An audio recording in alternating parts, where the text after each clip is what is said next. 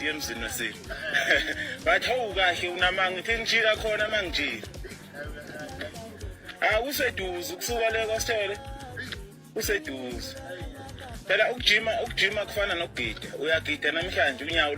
Welcome to Zwide Media. If you're new to this channel, please subscribe. Don't forget to like, comment and share. Here's a new video for today. Enjoy.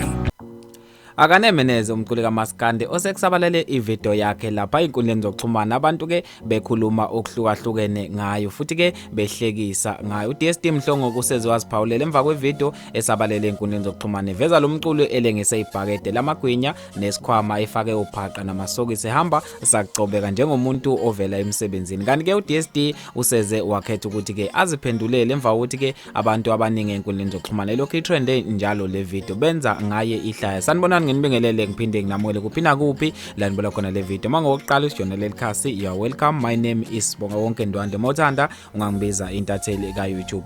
Kanti ke emva kokusabalala kwale video uDSD uziphendulele ke kwelinye lamaphephandaba washo ukuthi ke akaphiki uyena ubonakala ephethe isikhwama sabesifazane kanye nebhakede, kodwa ke akaxakekile ngalendlela abantu asebenza ngayo kangangokuthi ke usesiphilisa ngokudayisa amagwinya emgwaqeni njengoba ke sekudume lokho inkundleni zokuxhumana. Wathi uphoxeke kakhulu ngokuhlambalazeka okungaka ekubeni ke engananxa namuntu. Kanti ke ngale video uthi ke khona umuntu thizeni owambona ihambela ihlangabezeke unkosikazi wakhe emgwaqeni, wabe semphathela lona lelibhakede nesikhwama esigqokele ophaqa, wabe esemmisa emkhulumisa wama ke nangampela njengoba ke uthi kuhle mawumculi mawubona abantu ungaziphakamisa. Hayi ke wayingazi ukuthi kanti umqopha ivideo, kodwa ke uthi akanankinga nalokho. Wabe sexwayisa abantu ukuthi ke yena selokwaqala ilockdown akaphiki ifike nemthelela, kodwa ke imfice elungiselele njengoba ke umuntu ofuyile futhi onamatekisi, ufuye inkukhu, ufuye ingulube nezinto ezahlukahlukene nezimbuzi nokunye ke okuningi kanye nezinkomo. Kodwa ke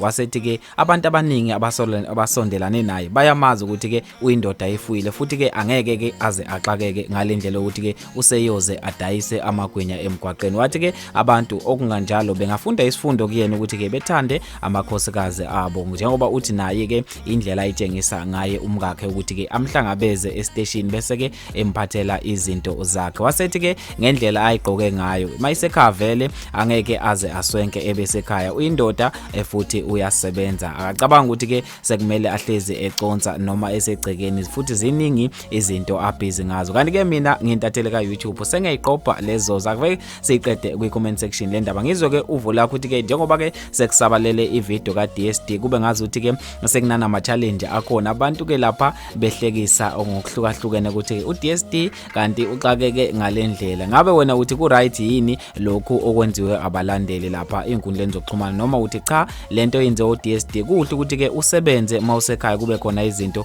ozenzayo futhi ke ezibalekile? Kanti ke mina sengayigoba khona la.